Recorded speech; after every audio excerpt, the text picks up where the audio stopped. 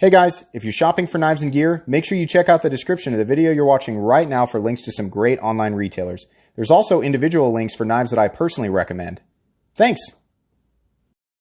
What's going on YouTube? Metal Complex here, and today I've got a really cool knife review slash knife overview to share with you guys. This is the Microtech Dirac Delta. This is the larger of the two Diracs that are available through Microtech. Let me start this off real quick. Let me just say this.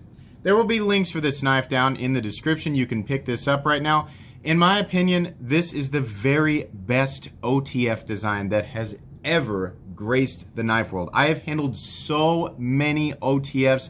All of the OTFs that are super popular. I've handled the Benchmades, the other Microtechs, right? Some of the Protechs, or one of the Protech single action ones. I've handled so many.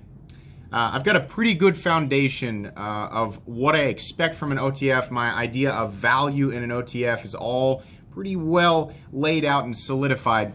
This is the best OTF design that exists. I know I don't normally start off a review by saying that, but I think I should say that right off the bat so that people who don't want to sit through a typical 20-minute ramble from Metal Complex don't have to. I'll link this down below. You can absolutely pick this up. And they're starting to come out in a bunch of different flavors. So if this plain Jane one isn't your cup of tea, there might be one that suits your interests a little bit better. I'm going to talk all about exactly why I think this one is the best. I will give a fair review. I purchased this knife for myself, and I have very much been enjoying it. Thank you so much to my generous patrons who are supporting me right now. If you'd like to get your hands on some cool stickers and some other exclusive benefits, there are a lot of perks. Please feel free to check out the Patreon link in my description. And also, don't forget to follow me on Instagram at metal_complex. All right, let's get a measurement of this guy. Like I said, there's a smaller one.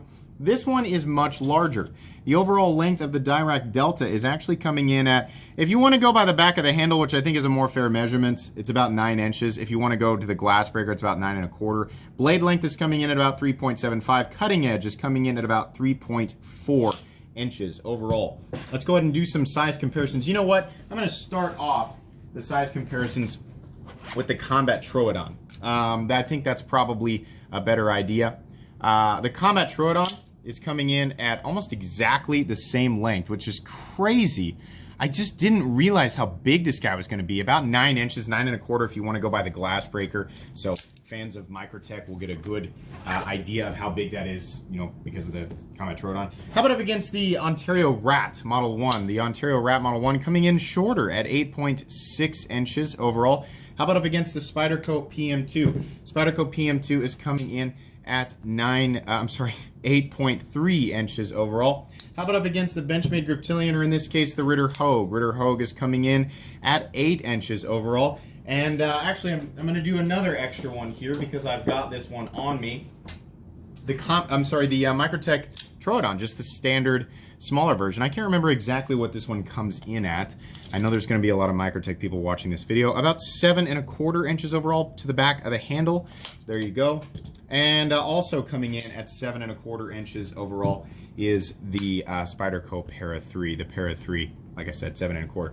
How's the action of this guy? This is a Microtech. If you have never handled a Microtech, they are above and beyond in terms of firing action. I've handled plenty of the lower end Chinese OTFs, and they're fine. You know, I've handled the Lightning about 27 times in my life.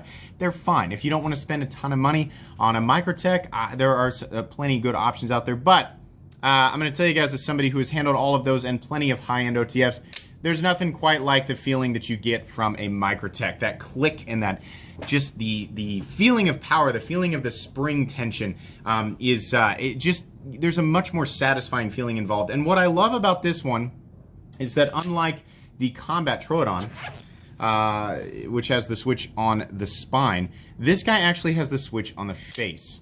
Now, for me, I think it's a comfort thing. I mean, and that's going to be different for everybody.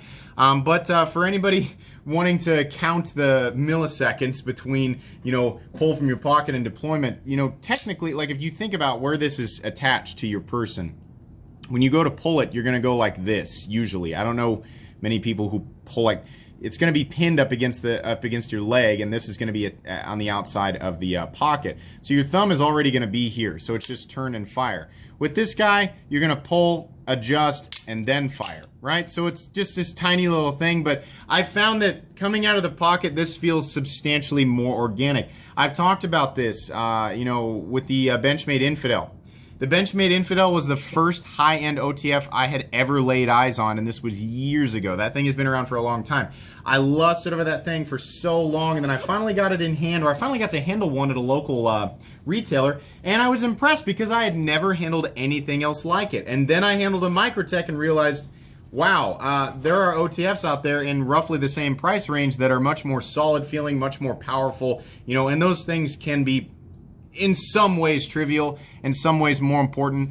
But Microtech, in my opinion, in general, feels head and shoulders over the Benchmade Infidel in terms of quality. The problem was I didn't like the placement of the switch. Well, on the Dirac, they actually put it on the face. I'm going to say this right now. This knife, in every way, other than the fact that it's using proprietary hardware, is a better knife than the Benchmade Infidel. The Infidel's fine. It's got plenty of a great track record in terms of people using it and it standing up, but in terms of the design and the overall profile, the materials, you know, the look of it, everything, this is better than the Benchmade Infidel, and it costs way less, way less. So I'm so happy that the switch is there. For people who are like me and you have a weird thing about symmetry, this thing is perfectly symmetrical from the butt up to, now I understand, you know, people go, well, the blade's off center because of the chassis. Well, okay, but from this direction, it is symmetrical, and that is, oh man, that is good. And no, you know, the Benchmade Infidel has the balls down there. I can't stand that. This does not have that. The fuller just comes to an end, which is how it should be. The action is awesome. The spring power is great. It is responsive. This one does not have a twang. Some people reported a little bit of a twang, which I think is, you know, something that is potential for any OTF. That's not necessarily a bad thing. They use some sort of sound deadening goop that they put on the inside of the springs, and if yours is twangy, it just means the goop is not as plentiful. That's my understanding anyway. If yours is going bling and kind of ringing, it does not change anything in terms of utility. You know, if you're hiding in the shadows and not wanting to hear somebody to hear you deploy your OTF, then that might give you away. But for the other 99.99999% of the population who is never going to be in that situation, and it is inconceivable to them, the twang isn't going to affect anything. All right, let's go ahead and talk about carry profile. So thickness up against the Spyderco Para 3. You can see there it is definitely thicker, but it is not unbelievably thick. In fact, just for Microtech, people will put it up against the Combat Troodon. You can see that it is actually just a little bit thinner. This is an aluminum frame, which is generally the case with an OTF. I would love to see these in titanium, but they will undoubtedly weigh a lot more. This isn't necessarily an ultra lightweight knife. Let's go ahead and put it up against the Spyderco PM2 and Para 3 for height and length. Two knives that are a bit awkward in the pocket and nobody ever really seems to complain about. You can see there it's definitely longer, but it is super slant. It's not tall at all. This thing is, I guess, kind of long in the pocket. For people who have pants with short pockets, or if you're wearing, you know, your athletic shorts or skinny jeans, I don't know, skinny jeans that might kind of work because of the profile. Athletic shorts, not the most comfortable thing in the world, but anything else, regular pockets on regular jeans, you're not even going to notice it. This thing is actually pretty easy to carry. Elephant in the room, this thing is going to be illegal in a lot of places for a lot of different reasons. Number one, it is an automatic knife. That's going to get you in a lot of places. Number two, it is dagger ground, which is also definitely going to be a problem in some areas, meaning it is sharp on both sides. And number three, it is over 3 inches long in blade. It's actually over 3.5 inches. I mean, it's right on the line there. Well, actually, no, it's 3.75 inches, so it's definitely over the 3.5 inch mark. Yeah, there's not going to be a lot of places where the law is going to be super friendly with this. So if you're considering picking this up, for the love of all things that are good, be careful about where you live. This might get you in trouble. In Kansas, it's not a problem, but in a lot of places, it still is. I'm not saying I think those laws are fair, but it might still be a thing. Blade stock thickness, let's go ahead and measure that here real quick. Get out my calipers. On. I think this is pretty thin. I'm going to say it's 125 thousandths at max. We'll try to get it right down there on the middle. Yeah, 125 thousandths. It's 124, but 125 is probably what it is. That's fine. Let's go ahead and do weight. Weight on this guy, 4.44 ounces. What does the Combat Troodon weigh? The Combat Troodon weighs 5.64 ounces, so this weighs over an ounce less. It's not quite on that ounce and inch mark, but honestly, for the size of OTF and what you're getting, it's another reason I like it more than the Infidel. The profile and weight for the amount of usable blade on this OTF is excellent. Excellent. 125 thousandths isn't a lot on the, well, I'm not going to call it the spine. Down the center, there's not a lot of room to drop towards the cutting edge, so as you could imagine, it is somewhat thick behind the edge, which is the case with most dagger ground OTFs. It is plenty sharp. The edge was done perfectly. It's definitely going to do what it was designed to do, which is cut and cut conveniently. The benefit, even though the edge isn't ultra thin, the benefit to a dagger ground blade is that you have two full edges. So you can dedicate your cutting tasks entirely to one side until it goes dull, and then you can start using the other side. So you technically have double the edge retention of whatever steel is on the blade, which in this case is 204p, which is an analog to M390 or 20CV. Alrighty, we can't do a hardware check because this is using proprietary hardware. That is a bummer, believe me, I agree with you. I wish that I could easily take this apart, but I can't. You can buy the tool if you want, which is an added cost, and that kind of sucks. I wish that they would just use like the big Torx heads that you see on the SOCOM Elite. That'd be great for people who are brave enough to get into this. I wouldn't be personally. I would just, if something went wrong, I'd probably send it back. For anybody who doesn't know, if the action on your OTF is starting to slow down or it won't deploy properly or it's misfiring, the best thing you can do is take a little bit of REM oil and spray that in there. That is, to my knowledge, what Microtech uses at the factory. REM oil is a dry lubricant and it leaves behind little flakes of Teflon, which is actually really good for moving parts. A lot of times that can free things up. If there's still a problem, you can brave the frontier and take it apart yourself using the Microtech tool, or you can do what I would consider to be the smart thing and just send it back to Microtech and let them deal with it. It might take a little bit, but their warranty, from what I understand, is pretty darn good, so that's probably the best route. Okay, let's talk about the anatomy. We have this beautiful, I don't know if I want it, it's almost like a double hourglass shape. All the corners are nicely knocked down. The areas where the screws fit into the handle are perfect. The seam is perfect. The lines meet up everywhere. Nothing is out of place. The pocket clip is lined up perfectly. The pocket clip is perfectly symmetrical. That's something that they, really need to make sure that they get right when they screw this down, is lining up the pocket clip. Some older Microtechs that I've seen don't always have the pocket clip straight. And, for a design that is absolutely perfectly symmetrical from the, this perspective and from this perspective, that's really satisfying. The switch has no play in it. In the closed position or in the open position, it does not rattle. The entire knife doesn't rattle at all. I noticed that after, on my Combat Troodon, the switch moves a little bit. That's fine. Not that, and it doesn't bother me, but this one doesn't. So they've got for anybody who's ever been bothered by that with another Microtech, this one's totally solid. That's great. Despite the screws being proprietary, I do love how those tri-wing screws look, and those are pretty, as far as screws go, screws that are being made in-house, those are fairly expensive to create. So that is something that goes into the cost of your knife. Even if it does create an inconvenience for you, it's something that some people might be happy to be aware of. I love that they're using the ball bearing. I know they've been doing this for a while, but if they have to put a glass breaker on it, which honestly I could just do without, I think you can get the screws. Like, you can remove this, and then there's some, company who makes an aftermarket screw that you can just put in there as a peg, right? And that's cool if you want to do that. But if they have to use a glass breaker, I am happy that they're using the ball bearing and not the sharp point that they have used on some older models. That's nice, because when you're pushing it into your pocket, I use my palm, and that would suck if it was really, really sharp. Unfortunately, the only way to unscrew this is to take, unless you've got the specific thing, but you probably could use vice grips, and I wouldn't apply the vice grips directly. I would use like a washcloth or something really soft, wrap it around there, set your vice grips, clamp them on there, and then unscrew it. That's probably a good way to do that without damaging it, but I don't work for Microtech. That is not the official way to do that. That's probably something that will get you in trouble in terms of their warranty, so do that at your own risk. I'm just saying that's how I would do it if you really had to take that off of there, but I can't say it. The only time I can see that is if you are left-handed and you want to switch the pocket clip to the other side. Now wait a second. No, you don't have to do that. Actually, the way that it is right now, it's fully ambidextrous. And if you think about this, if you're right-handed, you're going to put it in the pocket like this.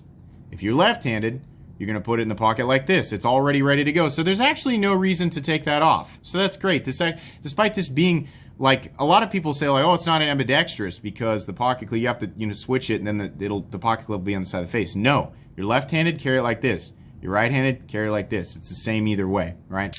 Other than the position. No, it's even the same that way. So yeah, fully ambidextrous. That's great. Lefties rejoice. The blade is perfect. The Dirac, the meaning behind Dirac, as far as I understand it, it's a term or equation or it's a formula or it's a something in math or architecture or theory that it's like infinite symmetry, I guess. And that's the what's happening here with the blade is that's coming to this peak and it's perfectly symmetrical. That tip is ground right down the middle, which is something that I don't see on every OTF that I've handled. If you're gonna do a dagger ground blade, it better be ground perfectly down to the tip. There is nothing more frustrating than seeing something that is not, it's something that's made to be symmetrical, right? Not symmetrical. It's a visual slap in the face. Something that really bothered me with the Autocrat, which was much more expensive. And it is not the case here. The fuller, it looks fantastic. This version is tumbled. The little holes look nice, says 204p and USA. Microtech did kind of, this is the only thing that makes this not perfectly symmetrical is the fact that it says Dirac Delta DE on one side. Honestly, I could have done without that, but the fact that it's there doesn't bother me. It's not like the big Microtech paragraph that we normally get on Microtech knives, so okay, whatever. The actual cutting bevel is perfect on both sides. I mean, on all four sides, I guess. No issue whatsoever. The fuller splits that flat, what is, I guess, what could be considered the flat. It splits it perfectly right down. The blade is perfect. It's just, I can't tell you how satisfying that is as somebody who really gets perturbed when things are supposed to be symmetrical and they're not. The knife, honestly, is really beautiful from the backside, too. It's just, oh, it's such a clean, let's see if I can deploy this from back here to get you to show you guys exactly what I mean. How good that looks from the backside, firing in and out. It's very satisfying to deploy. As is the case with all OTFs. I still get people, I have that video where I talked about knives you shouldn't hand to non-knife people, I talk about OTFs. There are still people in that video commenting saying, I would never carry an OTF because you can hold them up to a surface and fire and it goes right through the surface. No, you can't. That is a movie myth. These knives, it's not, I've been saying they derail. They actually come off of the track or the chassis. Now, if you tried to fire this, especially this one, that tip is super, super fine. Not a durable tip, but very, very fine. If you tried to hold your hand up to that and fire, don't do that. You'll be in the hospital. You'll be getting stitches and, you know, potentially it might do more damage than just surface level stuff that you'll need stitches for. Don't do that. But if you're thinking it's going to fire right through any surface, no. You've been tricked by the movies that you've been watching. I understand the famous scene in It is what's making people believe that right now. No, that's not what happened there. Yeah, it'll come off the tracks and then it'll be kind of free moving in there and then you just pull it out and click it back into place and it's fine. These are substantially more durable than people think. If you've never watched X-Ring on YouTube, he has done some pretty serious hardcore testing on Microtech OTFs and they have surprisingly stood up to way more abuse than I ever would have guessed. So I have a newfound respect for Microtech knives, and I love X-Ring. He doesn't know who I am, but go subscribe to him. He's doing things that nobody else has attempted to do with these knives, so that's cool that we have him to thank for that, so that's awesome. On these standard production versions, you see the serial number and then the date that it was manufactured. This was August of 2020, and then it says Microtech. To my knowledge, the pocket clip is steel. I'm not a big fan of this bill. I'd like to see more of a swoop. I'm also not a fan of this secondary pinch mark. It certainly does a great job of holding it in your pocket, which is nice because this is expensive and you don't want the thing to fly out of your pocket if you're running or scaling a building with the knife, which, okay, I'm joking, but you don't want the thing to fall out of your pocket. Maybe if you're hiking or camping, right, and you're moving around a lot, you don't want the thing to fall out of your pocket. It does attach very thoroughly. Many times I've found myself going to pull it and slipping, or the thing comes up halfway. It doesn't come all the way out because it gets pinched in that secondary position. I would just like a regular, the double pinch to not be there and this be more of a swoop, right? In use, I'll tell you where I'm going to hold this is either here or honestly because you can't bear down on this because it's got the double edge, you're honestly going to put the ergonomic lines in this thing are perfect. Here, here, here, and here, which just barely comes to the back, and then you have a perfect bracing point right here. If you have hands that are larger than mine, I wear an XL glove, you're going to find that to get that position, your pinky's going to be falling off the edge, right? So if you've got really large hands, even though this is a big knife and it's got a long handle, if you're really wanting to get in this position right here, you're going to find that you don't have a lot of room. If you want to hold the knife like this, or you want to hold the knife here, right, you're going to be just fine. There's lots of room on the handle. The lines are meant to fit the human hand. They're in the right place, whether you're holding it upside down or whatever. The lines are great. And honestly, it's really easy to lock in on a knife that looks like it might be kind of slippery. There is no guard, so be careful. If you're using this thing really hard, it's pretty easy for your finger to ride up onto the blade, and be cognizant of where your thumb is. The jimping right here is definitely functional. It does provide some great traction, and it's not super sharp or aggressive. The rest of the knife is super smooth, so you don't have to worry about anything fraying up your pants or anything like that. It's just fine. This knife is really, really good. Downsides to this knife: it's got proprietary hardware. We know. That sucks. I wish that it didn't, but it does. The pocket clip is not my favorite thing in the world, and by the way, it will become a hotspot if you're really using this knife hard. But if you're just getting it out to make a quick cut here or there, then it's not really going to bother you. Glass breaker doesn't need to be there, but it is, and it's not that big of a deal. The blade is not the thinnest thing in the world, so it's not going to be the most slicey, most heavily performance-oriented blade in the whole world, but I don't think that's why people are buying this. The tip is unbelievably fine, which some people are going to find as a gigantic benefit if you do a lot of puncture tasks, right? But it is not a durable tip. If you abuse that tip, it will definitely snap off, 100%. Downsides to OTFs: gunk can get inside of this little slot right here. So you have to be careful about that and make sure that you're not, you know, in a position where you're going to get a bunch of sand in there or something. Sand and dirt, that's definitely going to slow it down. Pocket lint, maybe, right? Not that big of a deal. Those are little things that I can complain about. And honestly, the biggest thing is going to be the fact that it's just going to be illegal for, I would say, the majority of people watching this. Maybe not. Depends on where you live and what people are watching. Man, if you live in, I think, like Oklahoma and Texas and I don't know for sure. The only one I know for sure is Kansas. If you live in Kansas, you're fine. Go ahead, you know. But you got to be careful about where you're going to pick this up. Despite all those are all really minor things. This is so excellent. And if you don't like the large size, go with the small one. Small one's about UTX 85, between UTX 85 and UTX 70 size, right? This is great. Such a beautiful and such a pleasing OTF design. These come in at $350, which, believe me, is a lot of money. I understand you can get the Ultratech, a little bit smaller, a little bit thinner, right, for $280 or so. If you want a large OTF, right, but you're looking at and you want something symmetrical. You're looking at the Infidel, you're looking at the Combat Troodon, and you're thinking, yeah, dang, even the Troodon, right? Even this guy, pretty expensive. You're looking at these guys and thinking, man, I want to pay $485 for a big knife like that. These are signature series, so yeah, they're gonna be more. But this guy, $350-ish, fantastic. I can absolutely recommend this knife. This is the best OTF design on the market, and it makes me happier than anything else that I've ever handled in the OTF department. If you're an OTF person, this is a must-have. It is wonderful. It's going to be dependable, durable. It's definitely going to bring you the satisfaction. And this, I mean, talk about like the quintessential movie OTF, right? This looks like what we imagine.